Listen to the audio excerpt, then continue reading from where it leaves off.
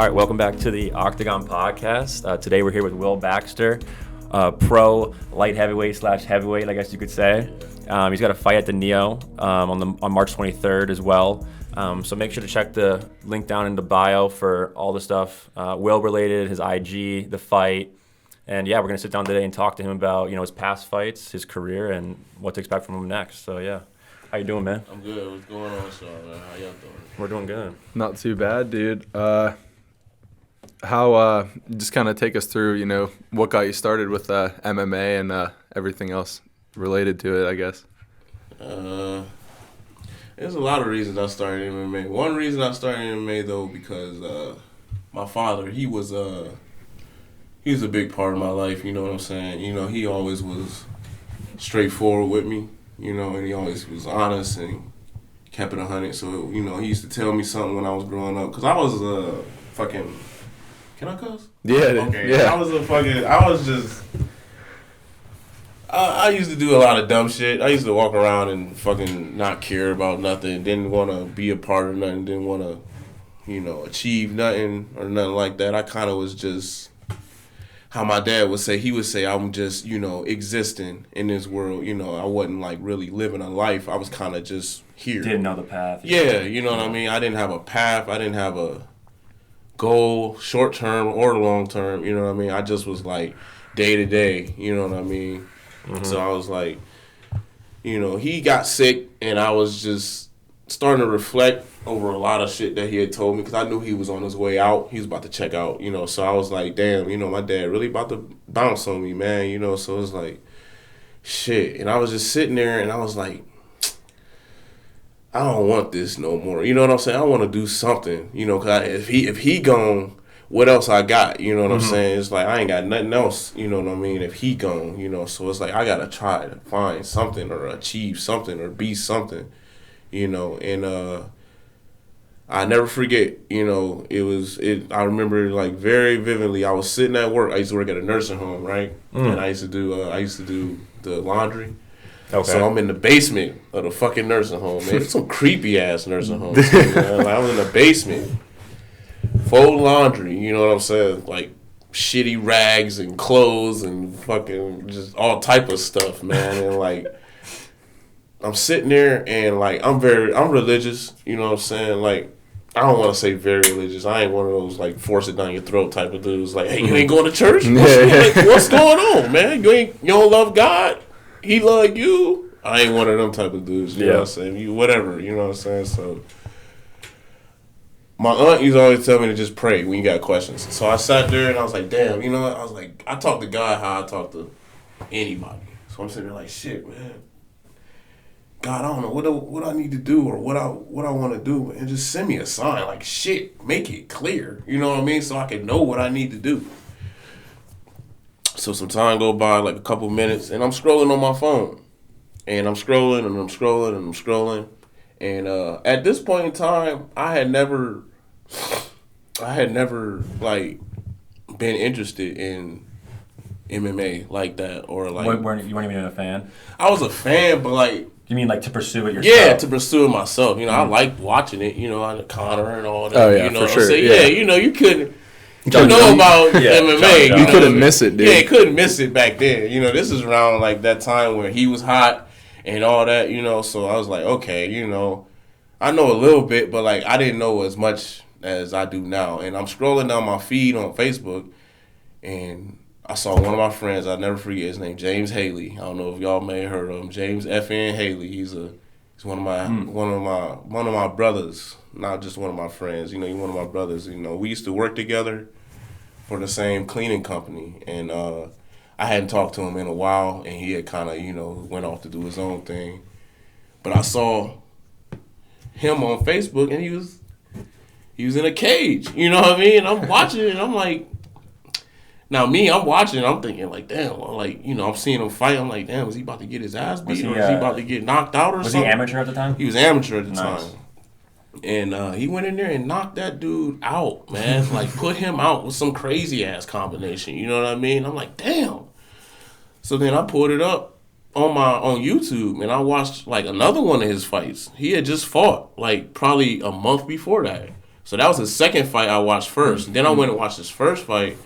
He knocked that dude out, like beat the shit out of him. I'm like, damn, okay. I didn't know this about him when me and him were hanging when we were working. You know just didn't mention it? You never thought to ask? Or like it just never came up? It never came up. And that's the thing, like, about dudes who really don't do it for attention. They'll never tell you they fight. You have to damn near find out yourself. Yeah, you usually got to, like, most people don't know I fight until I actually tell them or until they see some shit, like, or somewhere online. You know what I mean? I'm not really just out there, hey, I'm Will Baxter and I fight, so, you know, I thought you should know. I don't do that. You know what I mean? Like, so most people, you know, they don't know that you fight until you say something. So I never thought to ask him, and he never really told me. So then I texted him, and I was like, bro, you fight? And he was like, yeah, I fight. I was like, man, that's what, I was like, that's what's up, bro. I'm like, shit, where's your gym? And then we chopped it up, and we got the info together, and I met him up at the gym, and I started training. I started working out, and that shit was hard. Man, that shit was hard, man. I remember my first kick, like my first time taking a kick. It was from this 400-pound dude. Oh, my God. He kicked me right in my calf, and like I had never experienced nothing like that. Like, I played sports all up through high school, you know what I mean? Like baseball, football. I did this, that, and the third, you know, and I've been through, you know, I guess my fair share of fights, you know what I'm saying? But that was different. You know, the first time I've ever been knocked out was by one of my training partners who, you know, later on became one of my, like, closest friends, and he just was a good guy for me. You know, Norm Carrero, he knocked me out the first time I sparred with him. He hit me with an uppercut. And the only reason I woke up was because I hit the ground so hard. So, like, you know, he definitely, you know, put it on me, you know, but that was just, you know, an eye-opener for me, because I sat there and I asked God, I was like, just, you know, help me out. Give me a vision. Show me something, you know what I'm saying? Don't put no weird-ass spin on it, you know, to where I got to figure it out or some shit, you know, just put it right there in front of me, in writing. And there it was. I asked, and there it was. It caught my attention. I was like, okay, I'm going to start doing it. And then I started fighting. I started training. I started changing my life around and eating right, which is hard as fuck, too. You know what I'm saying? So, you know, I just put a lot into it. You know what I'm saying? Like, because I told myself I wasn't going to half-ass it. You know what I'm saying? If I'm going to do it, I'm going to do it. Because I feel like if you doing something like this, you can't half-ass it. Because you gonna fail, for real. You know, so you gotta put the most you can into it. You can't have 1 foot out, 1 foot in. You can't have 1 foot out, 1 foot in. Oh, yeah, you know what I'm 100%. saying? You gotta, if you really say you're gonna do it, you gotta show up for your sessions. You know what I'm saying? You gotta eat this, eat that, or don't eat this, or don't eat that, drink this, don't drink that, whatever the hell you gotta do. But whatever it is, you're gonna do it. Because you you wanna succeed and you wanna make it. Now, you're going to run into some rough patches. I definitely did. It's a lot of dark days into it, too. A lot of people don't know that. You get a lot of fighters who early on in their career, and it's all fun, and, you know, they having a good time, and they excited about all this and about that. That shit slowly dwindle away. You know what I'm saying? What's the word? I want to say, love for the sport is going to be tested throughout your career. You know what I'm saying? Isn't it? Eventually, that shit gonna pop into your head every now and then, like, damn, okay, shit, do I even want to do this anymore? Do I even want to keep going? You know what I'm saying? Like, some fighters will say, not me, whatever. You know what I'm saying? Like, listen to that shit if you want to, but, like, no, you gonna have points and you gonna have times to where, like, you are sitting there in some dark days wondering how you gonna get out of them, trying to figure this out, figure that out. Because it's a competitive sport. Like, I think Joe Rogan said it. He said, you putting your soul out there. You know what I'm saying? There's nothing that compares. There's nothing that compares to beating a man's ass or getting your ass beat in front of all these people. Like that. You know what I'm saying? I believe he said, he's like, basically fighting is like, you're basically exposing another man's soul. Exposing another man's everything soul. He's worth. Yeah. everything he's worth, everything he isn't worth. You know what I'm saying? You putting that out there. You know what I'm saying? And that's where a lot of that training comes in, dude. Exactly. You don't want to if you half-ass your training, that's going to be evident. But when you step into the octagon, you know. Yeah, for sure. I mean, we all know the Brendan Schaub stuff where he sat his boy down and he's like, you know, you've got 1 foot in, 1 foot out, and he's like, you're just in this sport. This is like a dangerous sport, obviously, you know. So it's like you can't afford that risk.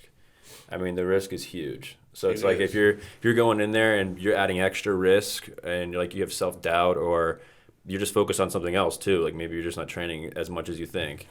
It's too dangerous to be doing all that. Yeah, it is.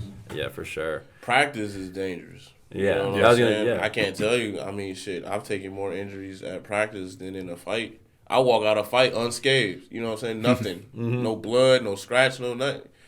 How does that feel though? Like to just go out. I mean, that's why you train, like how you train, or you take the stuff you take, you know, during the training, you know, because you want to be at your best when you in there fighting. You know what I'm saying? So,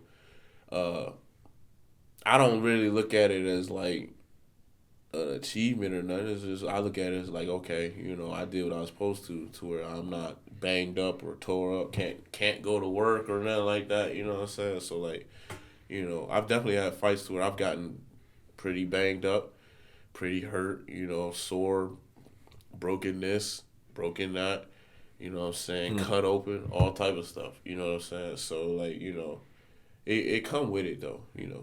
With, like, so you obviously had, like, a job throughout, like, fighting, as we were talking a little bit before the pod and whatnot. Like, how do you like the random jobs or company, how do they feel about, like, you know, that you fight and stuff? Like, are they, like, really supportive, or they kind of, like you said, you don't really tell too many people, but I assume they know. Like, at least you're, like, you know, the person responsible for your employment. You're like, by the way, I on, like, Saturday, I might be in the cage. So it's like, you got to, I mean, yeah, it's like, how do they feel? Most jobs kind of just, I'll say they kind of, like, brush it off. You know what I'm saying? Especially when I ask for the days off, I'll be like, yeah, I need this day off for this, that. I got to go fight down here or whatever. They definitely give you that day off. Yeah, they'll give you day off. Okay, but they're not really. They don't really worry about it. They're like, oh, okay, you have your PTO set up, so you can go ahead. Yeah, okay, cool. But they're not like, oh, really? This, that, you know. Yeah. I had a couple jobs to where like they were kind of. I actually had, you know, one of my bosses pay for my fight shorts one time. Like sponsor them or like he just bought them. You know what I mean? Oh, I got like a gift. That's sweet. He's that's like, sweet. here, you know what I mean? That's what kind of fight shorts do you want? And I sent them to him.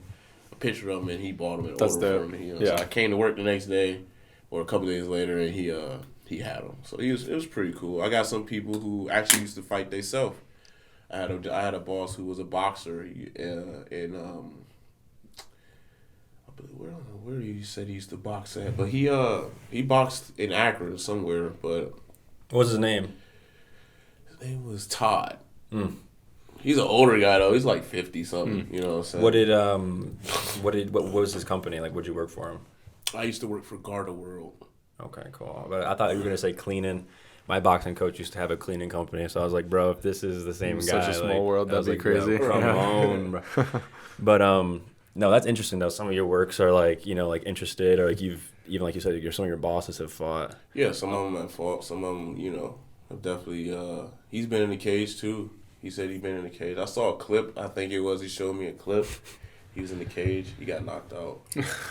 What is speaking of knockouts? Yeah. How does that like feel to like we were watching some of your highlights and whatnot. Like you had like a crazy clean overhand in a third round against Omar Ramirez. Yeah, Omar. How did that feel just to have like, you know, kind of it all pay off into like one punch, like to be able just to flatline somebody like that? Like how does that feel? That was one of the most annoying fights I have actually been Really? in. Yeah, because y'all watched it, right? Dude, dropped him in every round. But I'm saying he was done the first round. Yeah. Oh yeah. You know what I'm saying? Yeah. He was done. The commentators were like, they're letting them just Yeah, you know what I mean? You know what I'm saying? They kept saying it too. They kept saying, they're letting them keep going. Well, you dropped him at least. I dropped him like 4 times. Yeah, like, and then followed up with many massive shots, ground and pound, all type of stuff, kicks. He had nothing. He had nothing left. Nah, nothing left. You know, He had nothing left in the first round. And that was in the third. I thought it was we were just watching it. When I saw the first round, dude, I was like, oh shit, he finished him first round, and then then somehow the dude gets up after you pour it all out. Oh, the one you knocked him down, beat him up till damn near the bell. Fight starts on the feet again, instantly drop him again, same thing, and then finally it came to be, and then the third he just couldn't take anymore. Like, you had to put him out. If you watch the fight, if you watch it like the end of the second round, I'm like talking to the ref a little bit. I'm like, bro, what the fuck? Like, I'm looking at him as I'm beating I'm like, bro, and he's like, he's good, because he kept grabbing. I guess because he kept grabbing my hands or whatever. That's him fighting back. But I'm like, if somebody punching me in the face, I'm going to grab their hands too. But it's like, that don't mean I'm winning or trying to fight back. I'm just trying not to get my ass beat, But I do want to say, what I learned that fight is a lot of times, shit going to happen in the ring. And you got to be able to adapt. I was getting frustrated and I was getting mad. And one thing that I will say about myself is when I get frustrated, when I get mad, I tend to lose a little bit of control. And I would say I held it together pretty good that fight to where I didn't end up getting caught in some bullshit because I'm mad that I'm beating this dude's ass and the ref not stopping it. You know what I'm saying? I was able to keep myself composed to the point where I was able to go out there and get the finish. You know what I mean? So that's what I learned from that fight. It was annoying as hell, but I learned from that fight that, hey, sometimes you ain't gonna get it how you want it, but just keep working, and just keep doing what you need to, and you'll get it. Definitely a lot of mental, a lot of the mental game plays into that. I was going back to my corner, like, man, what the fuck? Yeah, what I mean? Like, he done. Like, what the fuck? What was your coach saying to you? My coach was just like,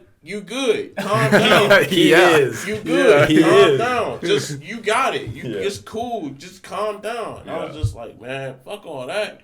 I was mad. But he was like, you good, you cool. Just you winning every round. What's the if you win a decision, who give a fuck? You know what I'm saying? Yeah. So it's good. You ain't gonna knock out everybody. So I was like, okay, cool. And then I went out there third round, knocked his ass out. Yeah, clean, so, clean. Yeah, dude. I want to say you got a good right hand, on all chords, straights, overhands, everything's like. Did you drop him with an overhand every time? Was that the game? No, the first one was a catch kick and you straight up. Oh, yeah. Yeah, the first was like a straight from what would you call that? Like just parry? The first time, yeah. It was you caught his kick and kind of just threw it in there. And then I kind of just threw it down, and he fell off that one. But if you watch the replay, it didn't really hit him that hard. It kind of grazed him. I just think the force of it is what knocked him off balance, balance to the ground. The ground and pound in that first round was insane, though. Yeah, you were putting it on him. That's what I thought stopped it for sure. I thought that was why it was gonna be. It should have been over. It's because I put it on him. He's cut up in the forehead and shit. I'm like, okay, I'm pretty good. This is over. And we were the ref just like, no, keep going. Yeah, we were just sitting here with our jaws up. And we're like, bro, he's railing him. Like, this guy's dead. Like, I told that ref after the fight, I said, you know what? I said, thank you for making me work for it. You know what I mean? And he kind of shook his head. You got your money's worth for sure. Yeah, I was like, thank you for making me work for it. And that ref, he's reffed a lot of fights. I've seen him ref a lot of fights, way high level fights than mine. You know what I'm saying? So like, I think I don't want to say he ain't know what he's doing. I might have just been complaining, probably. Just complaining, wanting my win. But, he definitely made me work for it, so I appreciate that. Yeah. What do you think, speaking of, refs, I guess, there was a fight on cage, you had a cage thunder fight where the ref just basically stopped the fight.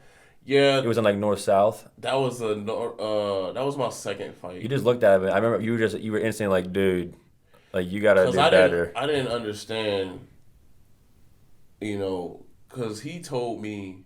It was like warnings. Yeah, he told me that because I was making noise when the dude would hit me, that he was gonna stop it. And I was like, what you mean? You know what I'm saying? He's like, well, every time he hit you, because he's hit me in the body. And he was like, you making noise. Crap, you making noise. He hit me in the body, and I go, and I'll be like, like that. And he'd be like, well, you making noise. And I was like, let me hit you, bro. You gotta make a noise. Yeah. I'm like, what you mean? So what? Yeah, exactly. You know what I'm saying? I'm getting hit. Yeah. That's You're ridiculous. obviously going to have some sort of response. Yeah, I mean, that was just. I remember looking that. That's why he told me he stopped it, and like, yeah. this is why I say, you know, when I get mad, I kind of lose a little bit of my self control, because I ended up cussing him out for real, and I got suspended After the fight. Yeah, they suspended me for like 90 days, I believe. I wasn't gonna fight anyway for 90 days, but like, I ended up getting suspended. You know what I mean? And the crazy part is, that same refed one of my.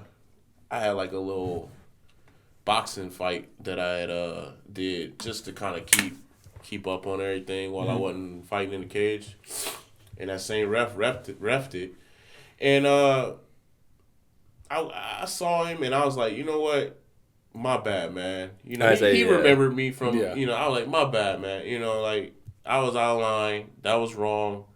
I shouldn't have did what I did. I shouldn't have said what I said. My apologies. He a real cool dude. Every time I see him now at the shows, you know, it's love, you know, so, you know, just, you know, that was early on in my career. And I feel like, you know, back then I kind of took them losses a little harder. Because I felt like I was working so hard, I shouldn't be losing, you know what I'm saying? But that's just not how it go for MMA. You know, you going to lose. Some people ain't, some people is, you know, but like, you going to take a L. You know what I mean? Yeah. Every now and then. You know. That's the stuff you learn along the way, though. You know, you learn that shit along the way. So like, I was just real happy that I was able to like learn that and work and build off that. You know. For sure. Nice. Yeah. I mean, you also won you won an amateur belt, and you went for your second, correct? Yeah.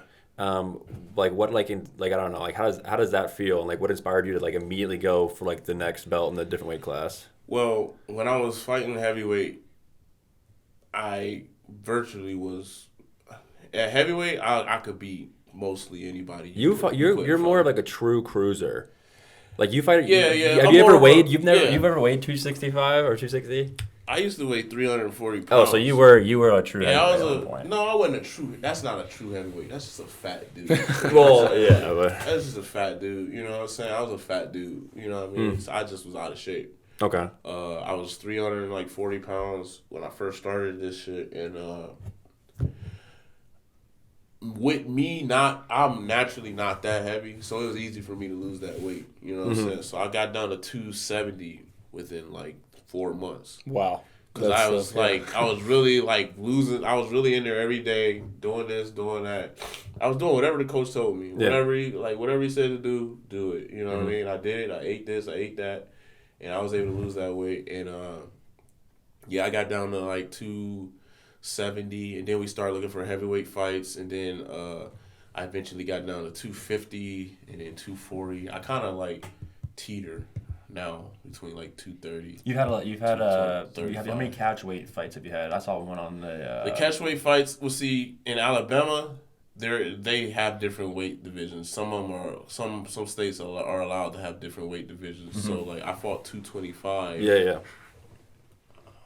I think twice down there while I was down there fighting. So that was the first time I actually cut weight.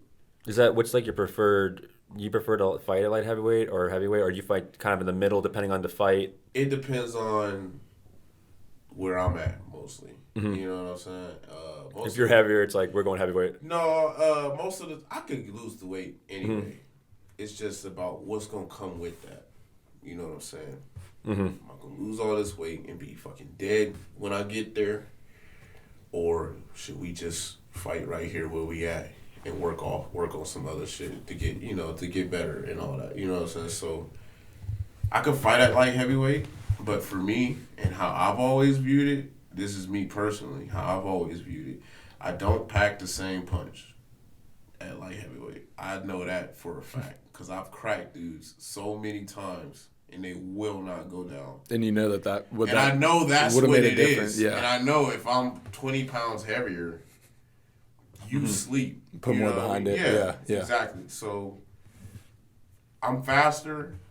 I'm a lot quicker, and more explosive at 205, but at heavyweight, I'm way more dangerous. Everything is dangerous at heavyweight. You know what I mean? Everything I'm throwing.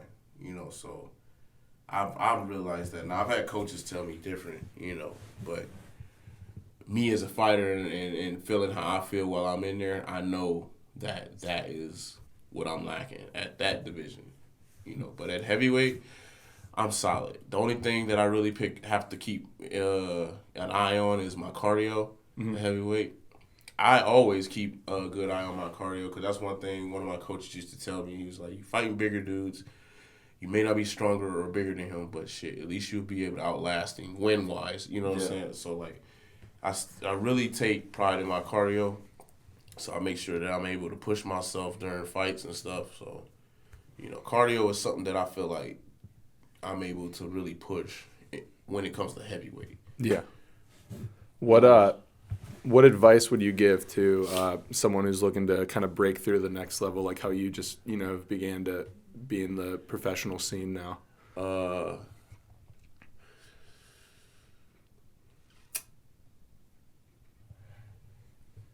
I don't know.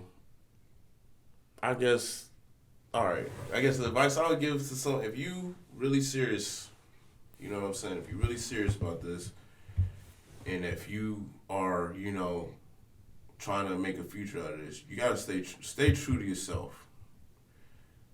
Call bullshit when you hear bullshit. You know what I'm saying? Don't let people put this in your head, people put that in your head. Don't let shit slide either. You know what I'm saying? Like, don't be that guy just because you training here, you ain't gonna say nothing. You know what I'm saying? No, say something. Don't let nobody take advantage of you. Don't let nobody make you feel like you ain't doing what you supposed to be doing, you know, putting in the work. Now, if you ain't putting in the work, you know you're not putting in the work. Yeah. Like, you're not stupid. A lot of people, like, they'll play dumb, but the people ain't stupid. You know what I'm saying? So, like, if you know you lack it in certain areas, work on them. You know what I'm saying? But, like, one thing I could just tell fighters is stay true to yourself. Don't let nobody influence you in a different way. You know what I'm saying? Be yourself. You know what I mean? People gonna hate on you. People gonna talk shit. People gonna have all this to say, but they just gonna say it. You know what I'm saying? Ain't nothing else gonna come with that shit. You ain't gonna get into no scuffle with none of these dudes. They just gonna talk shit. You know what I'm saying? Ain't nobody really gonna do nothing. It's just words. You know what I mean? So don't let none of that stuff get to you. You know what I mean? Fight your fights. Train as hard as you can, you know what I'm saying? And don't be afraid to seek outside help. You know, when I say that, don't be afraid to tell your coach, hey, I'm going here today. Or you mean in terms of, like, you know, seeking out, like, let's just say, like, a jiu-jitsu coach? Or yeah, like you know, there's nothing wrong with that. Yeah. Nothing wrong with that. You get a lot of coaches who will make it seem like it's not always like that. You shitting on him by going to a jiu-jitsu coach when this dude don't even know jiu-jitsu. You know what I'm saying? Like, they'll take it as like an insult, but it's like you just trying to get better. For sure. You know what I'm saying? I get it I get it kind of at, like, the bigger scene where it's kind of, like, more meticulous, where, like, maybe we don't want somebody seeing you train at all, but that's like the rarity. It's never like that. It's always better to be able to, like, you know, like you said, go find help from here, take a little bit from here, take a little bit from this gym. That's just going to build you up stronger. Now, with the local scene in Ohio, that becomes a problem. Because what you get, and I've noticed it for a while, you got a lot of these fighters in Ohio, they don't go outside Ohio to fight. A lot of them just stay here until they're ready to go pro. I've noticed you fought a lot of places. Yeah, exactly. You know what I'm saying? Like, branch out. And the reason why training somewhere else can be kind of, like, frowned upon in this local scene, you know what I'm saying, is because you might get called to fight that guy that you just was training with last week. Now, because y'all all buddy and my brother and all this and all that, you know, y'all kind of don't want to fight each other. Right. But I will say this to the fighters. Fuck all that. You know what I'm saying? Fight that dude. You know what I mean? Like, fight him. You know what I mean? It's just, it ain't nothing personal. Y'all both got the same dream. You know what I'm saying? Or y'all both got the same path y'all trying to take. You know what I'm saying? So it's like, It's like the fight that dude. It's like you know what I mean? Marab and Aljamain Sterling. like they don't want to fight. Aljamain's not in that weight anymore. He moved out, moved so he could make room for Marab. It's like, dude, you guys knew from when you were kids that like you want to be the champ. Exactly. That's one person. Exactly. So it's kind of like it's either you or him. And it's like it doesn't really matter at that point if it boils down to it. If he's like, from your gym or whatnot, you both should want the exact same. I honestly think some of those gym fights, like Nick Diaz, BJ Penn back in the day, like they were boys. And Nick's like, I would never fight one of my friends, but BJ Penn accepted the fight first. Exactly. And that made for one of like the best fights ever, just because they were boys and they knew each other and they put it all on the line. It can make for a better fight. It's not like it'll ruin your relationship. There's nothing wrong with that. You know what I'm saying? And exactly. Like a lot of fighters, what I've noticed is they won't fight this guy because they trained there before, or I won't fight that guy because his coach coached me, or his coach, knows this guy. You know what I'm saying? Or he knows that guy that I know, or this guy that I know. Fuck all that. You know what I'm saying? Like fight.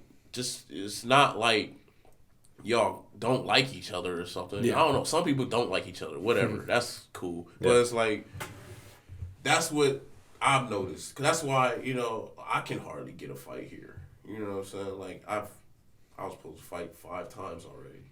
Mm-hmm. You know what I'm saying? It's like, come on. I mean, it shouldn't be hard. It should be hard to find fights out of state. Not in state. You know what I'm saying? What states have you fought in? Alabama, Kentucky so far. Those are the only 2. In Ohio. In Ohio. Obviously, yeah. Yeah, that's but I say that's pretty. When we had Roby on, we were asking him, like, are you more inclined to stay in Ohio? And he's like, yeah, I built up my name. You kind of had like the opposite approach. You're just like, I just need experience. I just need to fight. Listen, there's nothing wrong with fighting. Yeah. People want to fight for their hometowns. People want to fight for their family, and so their family can see them. There's nothing wrong with that at all. It's just 2 schools of thought. Exposure in MMA right now is the most important thing. Yep. You know what I'm saying? You want to get your name out there. You know what I'm saying? You don't want to be isolated to one area. And Ohio has different rule sets. Yeah, Rebby was talking about that a little bit. You know what I'm saying? With in far of like the amateur rules. Exactly. You know what I'm saying? So you spent your whole 9-10 fights in Ohio, no head kicks. You know what I'm saying? None of that stuff. The elbows thing is crazy. No knees. Well, most states don't let you do elbows until you go pro anyway. Mm-hmm. You know what I'm saying? So that's something you kind of. But head kicks is. You elbow guy? I've elbowed before. Yeah, that must feel good to be able to just finally unleash it. It's a very underutilized tool. And then when you get a guy who can really throw them elbows, that's when you start to see them bloody fights. You know what I'm saying? So. I mean, what do you think like that's kind of like? Do you think like it kind of like makes for like a state to have like the more premier athletes in a way then? Because say for example, like Illinois, you're allowed to do kind of like the full array of MMA as you're an amateur. You kind of are going to produce more like well-rounded, like fully skilled MMA fighters compared to other states. Is that kind of why it's better to, even from your standpoint too, to keep venturing out, finding different states? Like you're exposed to all the different rules, like. You have like a much more complete base in a way. What I'm saying is like more fighters. Okay, Ohio has more smart, technical, skillful fighters. Mm-hmm. I'll tell you that. There's some skill up here, man. These dudes, wrestlers. I was gonna say the wrestling's different. The wrestling is different. Yeah. Jiu-jitsu, you know what I'm saying? Yeah. The boxing and all that, Ohio has some very, very talented, smart, skillful fighters. But I will say this, I've ran into tougher fighters as far as like tough. Kentucky, Alabama. Like them dudes don't give a fuck. No. You know what I'm saying? Like who you are, where you train, who the fuck you train with. They just that's just wanting to fight type of attitude. You know what I mean? Yeah. Those guys are a lot more tougher. And when you run into a guy who's not really phased off a lot of the shit that you do or have, you know what I'm saying? You kind of run into a little bit of a problem. Right. You know what I'm saying? Because now you got a guy who can pretty much, you can look at him and tell that he can out tough you. He may not can out box you. He may not can out kick you or out wrestle you. But that motherfucker gonna keep coming. Yeah. He gonna keep pushing. And a lot of times, that's what beat fighters, you know what I'm saying? It's Yeah. just the fact that they got a guy in front of them who just really ain't going nowhere and who really going to keep it coming, you know what I'm saying? Now, I'm not saying Ohio fighters are weak. Not at all. I'm from Ohio, so I'd never say that like that. But I'll say this. You do need to sample all aspects of the fight game. You know And what you can attest to, like, there's you nothing know, wrong with going to a Kentucky or going to a Michigan, just to all different promotions surrounding too. states. You know, there's nothing wrong with that. You No. know what I'm saying? You don't have to fight in front of mom every fucking fight. You know what I'm that's saying, true. bro? Yeah. There's been times there's nobody been there but me and my coaches. You know what I'm saying? That kind of make you. That kind of. Do you prefer that? That I do sometimes. You know what? Because that to me kind of makes it a little bit more serious. You know what I'm saying? Like, I'm not from here. Everybody here want to see me lose, pretty much. You know what I'm saying? They don't give a fuck about us. You know what I'm saying? Me or my coaches. You know what I'm saying? So, like, that kind of puts a little bit of a chip on your shoulder. For some people, they need that. You want to go into a state knowing that they don't want you to win, knowing that they want you to fail, and then you go in there and you beat that dude's ass, and then you walk out of there with his fans now. Even more You rewarding. know what I'm saying? There's nothing like that. I've had that feeling a couple times, and I can tell you, man, that's a good feeling going into a state or arena that you ain't familiar with and winning over a crowd. You know what I'm saying? It's like a proving yourself thing. Yeah. You know what I'm saying? And Who's like, usually like attending most of your fights then? Like, would you say was it like a lot of your family in Ohio specifically? Yeah, mostly just my family, my friends. Did your dad my ever? church. Did your dad ever get to watch you fight? Never got to see me fight. And that's one thing, you know, that kind of stick with me. But It's a good chip to have. Dude. He watching me. He watched me. Absolutely. For sure. He up there. He peeping and everything. You know. So. Yeah, man, that's great. Just goes into just proving yourself. Do you think a lot of the fighters who stick to Ohio, it's because of like a comfortability thing? I do believe so. You know what I'm saying? You know what I mean? Because I've gone to fights, and this guy walk out, and his fucking mom's right there, his little sister's right there, his brother right there, his dad's right there, his aunt and uncles, and everybody. The whole right family. There, you know, the whole bang. Your whole team could come to the fights. So, you know, it kind of calms a fighter down knowing that he got all this support and all this, you know, around him. You know what I'm saying? Mm-hmm. And for some reason, for me, I've always liked the opposite. Yeah. You know what I mean? Knowing that it's all on me. I ain't got nobody here. So if you fuck up, you know what I mean? You know, Yeah. It's on you. Also, For sure. it's probably like kind of counterintuitive. You're probably like a little bit more comfortable because like in a way, like you said, you're kind of in like away territory. Like your family and friends aren't watching you. Yeah. So it's like, you know, in terms of like, you know, being embarrassed or like you said, the whole soul thing, it's like, I don't really know anybody here. It's like, you know, I'm gonna go out and do my best. I don't have to worry about all the other stuff, what comes after the fight, you know, doing this, that. It's just me and my coach here. Yeah. That's probably why you like it a lot. It's just like you can zone in. I can kind of just be like, you know, whatever. Yeah. Not whatever as in. I know what you mean. Yeah, but it's, like, in a fighting sense, it's better. Here, I'm ready to go. You know what I'm saying? 100%. I'm not worried about nobody else. You know what I'm saying? Mama not in my ear. Yeah. You know, brother ain't in my ear. Sister ain't in my ear. Nobody around me. You have a brother and sister? I have brothers and sisters. Nice. How many? I got 2 brothers. They live in California. Okay, nice. I got a sister here. And I got another brother here, too. What part of California do they live? Los Angeles.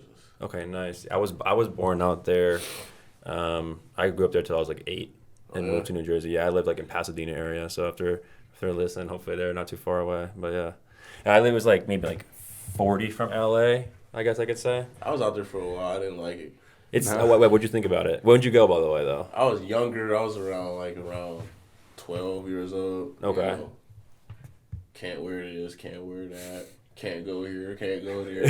Fuck that, man. I'm going back to Ohio. Dude, it's also, dude, now it's even worse. Right. Now it's nuts, bro. You go get your Starbucks, bro, you gotta like hop over a tent. It's like insane, dude. It's what's going on down there. California's just not what it used to be. But I told my mom, I was like, yeah, I'm cool. I'm gonna go back to Ohio. Were you considering like moving out there possibly? I was, but then it's just all that. You know what I'm saying? It's just like, and like I spent most of my life in Ohio. Mm-hmm. Nobody is telling me I can't wear this. Nobody is telling me I can't wear that, or I can't go here, or I can't go there. You know, I'm not sleeping on the floor because there's fucking drive-bys and shit going on outside and shit. Mm-hmm. I'm like, that ain't for me. I'll go back to Ohio. You know what I'm saying? Like, talk about being comfortable, but being right. I mean, Jesus, bro. You can't sleep, bro. You're not gonna be able to fight. Like, that's just too much to think about. That's crazy, though. Yeah, but you fought for like a lot of different, like, I guess you could say, like, promotions, like in terms of B2, Cage Thunder, Made Men on the 23rd. Like, do you think that has like merit to it? You think that, you know, fighting for all these different promotions, giving you, like you said, that exposure? Yeah. I mean, the clips all get different amounts of views. They're all being promoted, different streams. Like, it's only going to make you bigger.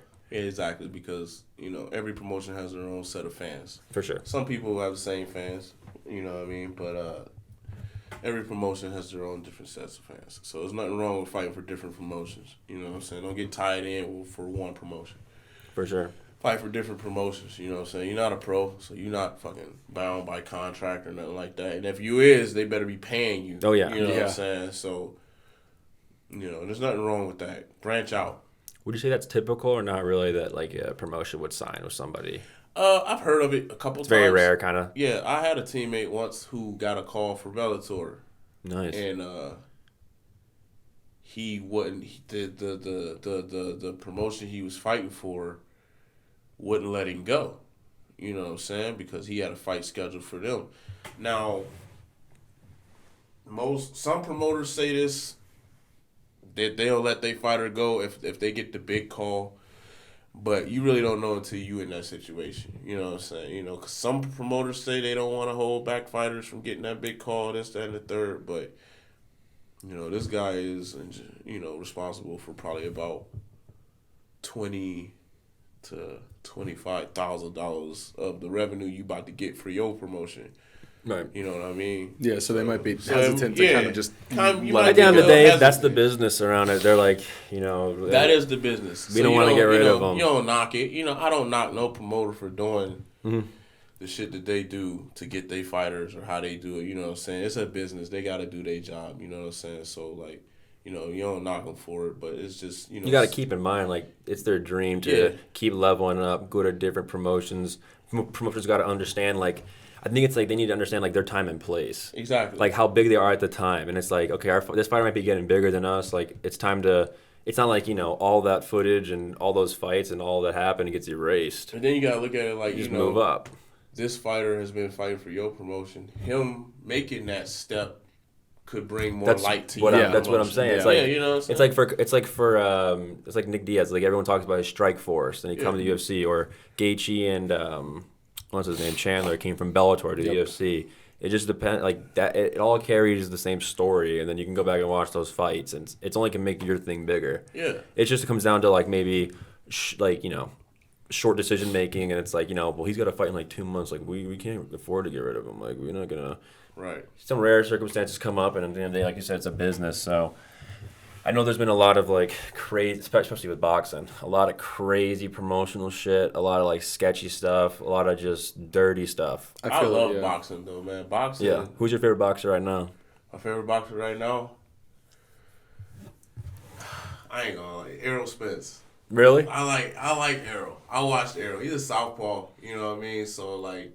What's like your opinion on him just fighting right now? Like after you know the car wreck. I feel like Errol is. He one of those fighters to where like. He can't let it go.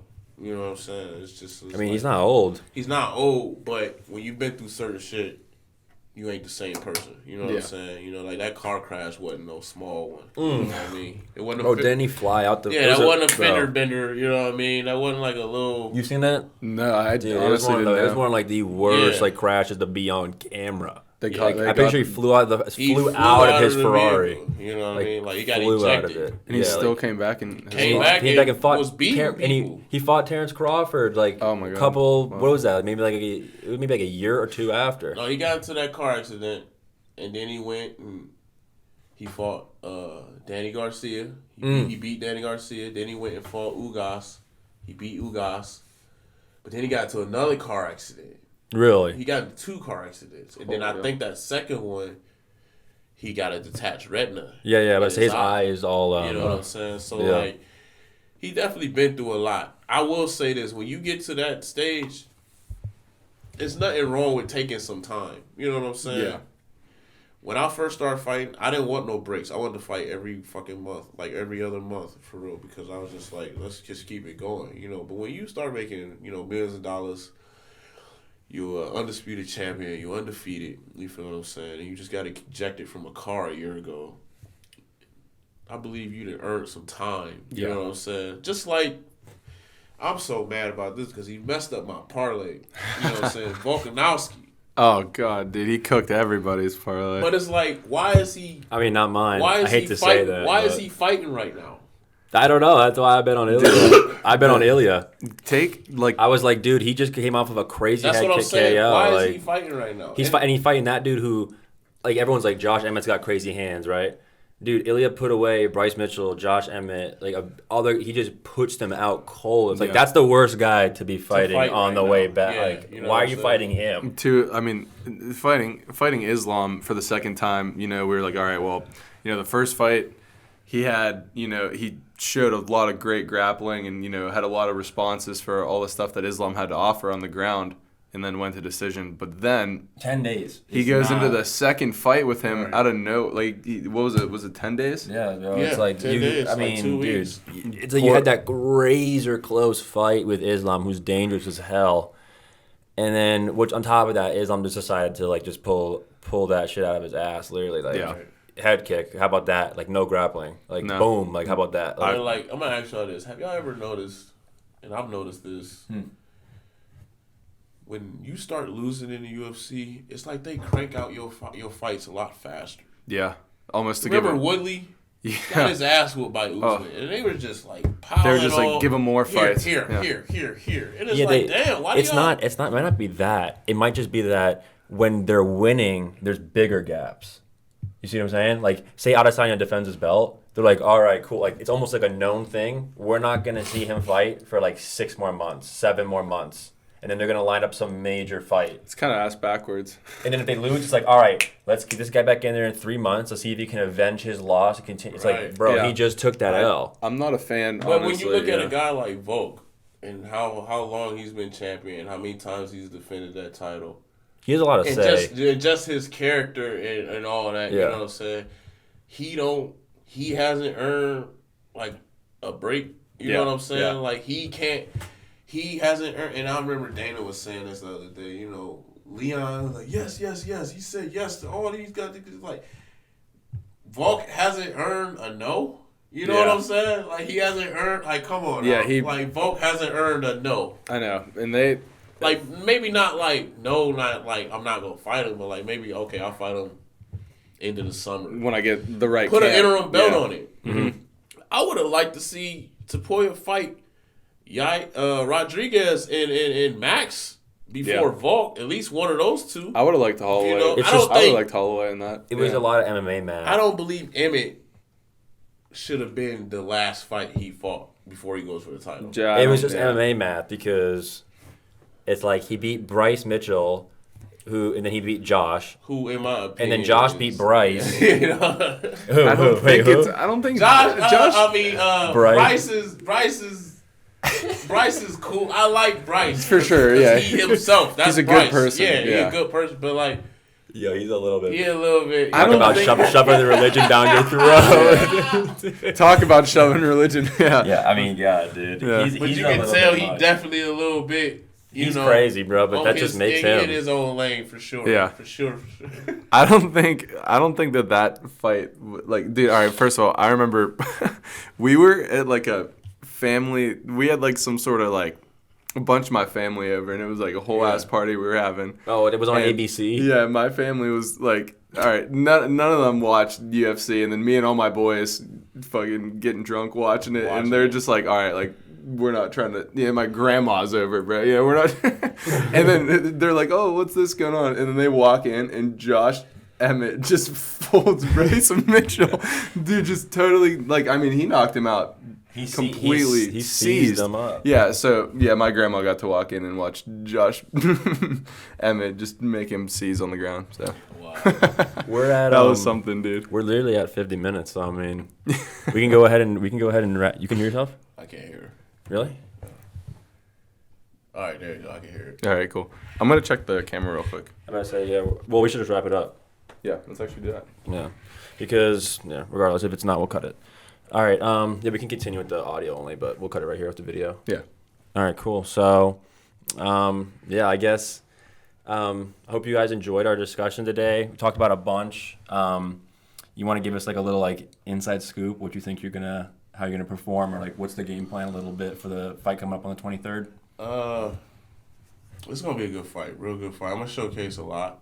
There's gonna be a lot of new stuff that I've been working on, and me and Graf, he's definitely been putting in the work with me for like the last year now, just giving me more insight on the small things. You know what I'm saying? Just letting me know like, and showing me how those small things equal up to those big things. You know what I'm saying? In the fight, so it's gonna be a very calculated fight.